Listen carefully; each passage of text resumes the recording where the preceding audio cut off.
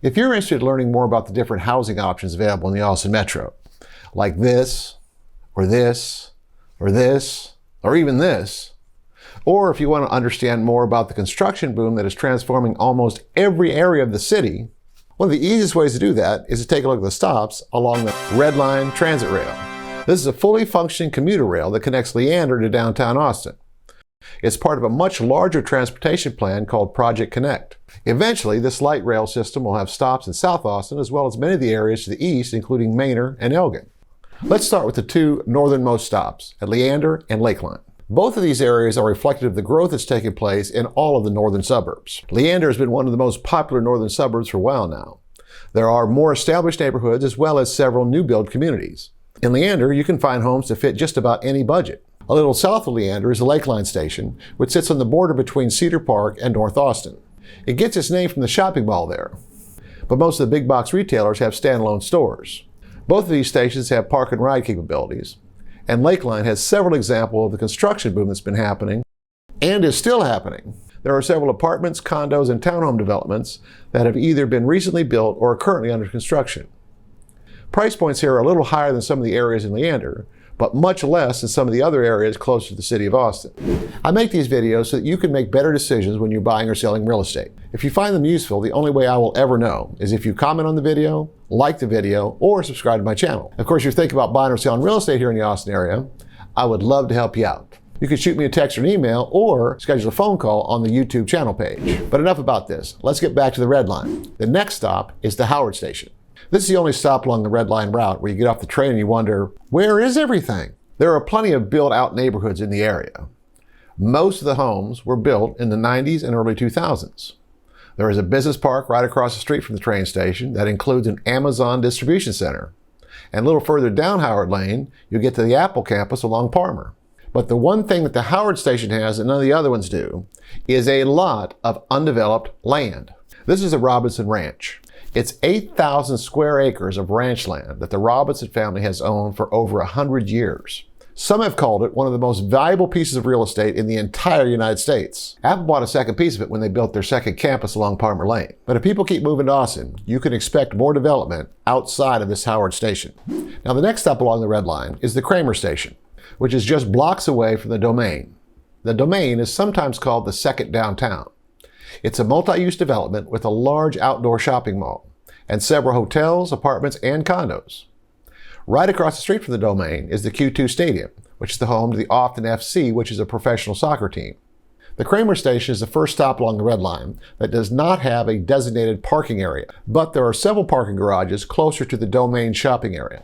The next stop is Crestview. This station clearly demonstrates the planning that was focused on the development around these transit rail stops. In fact, the neighborhood just outside this train stop is called Crestview Station. These homes have a contemporary design, and even though some of them are standalone structures, they are classified as condos, which means your HOA dues will be higher than the neighborhoods closer to Leander or the Lakeline stops up north. There are also a lot of apartments and condos right outside the train station. Since this is a multi-use development, the first floor of these buildings is reserved for businesses. These new buildings are slowly replacing the older businesses along Lamar and Airport Boulevard. Just down the street from Crestview is the Highland Station. This stop centers around the Austin Community College campus. This complex used to be a shopping center, which was called Highland Mall, but the community college has renovated into a massive learning center. There are several new apartment and condo buildings just outside the ACC campus. And like most of the stops along the Red Line route, there is still much that is still under construction. The neighborhoods just outside both the Crestview and the Highland stations have homes that were originally built in the 50s and 60s. Over the last 10 to 15 years or so, there has been a lot of renovation, and in many cases tear down rebuilds. The new houses tend to be larger with contemporary designs, and we'll see more examples of this trend as we move further along the Red Line route. The next stops are MLK and the Plaza Saltillo, which are both in East Austin. The MLK Station is about a 30-minute walk from the University of Texas campus. Now, I didn't mention this before, but every one of these stops have connecting bus routes. If you were to walk to the UT campus from the MLK Station, it would take you over 30 minutes, but the connecting buses will reduce that commute time. Now, similar to what we saw at some of the previous stations, there is a lot of new construction right outside this station. These are mostly apartments and condos integrated with commercial space. And just like we saw in the older neighborhoods back in Crestview, there has been a lot of tear-down rebuild activity in the neighborhoods just outside the MLK Station. One side note is that everyone expects that when gentrification begins, that it's going to transform the entire neighborhood quickly. But that has not been the case in Austin. Now, eventually these neighborhoods might be all big contemporary homes, but what if buyer preferences change and it's no longer desirable to live in these types of neighborhoods at some point in the future? One alternative would be to look at neighborhoods where there's more consistency between the houses on each street. An example of something like this is in the Mueller district. This development is not on the Red Line route, but it is just north of the MLK Station. There are even a few remaining new build opportunities in Mueller. Now, as we move along this Red Line route, if you thought there was a lot of development at MLK, you've got to see the Plaza Saltillo. This entire area is walking distance to downtown and is just east of Interstate 35. This is East 6th Street.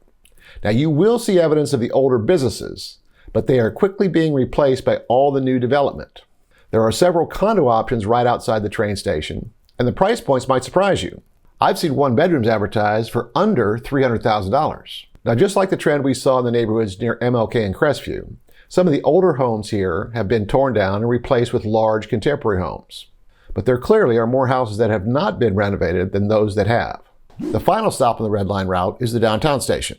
Right outside the downtown stop is the Convention Center and the Austin Welcome Center. As the other train lines at the Project Connect are built out, this downtown station will be the central hub.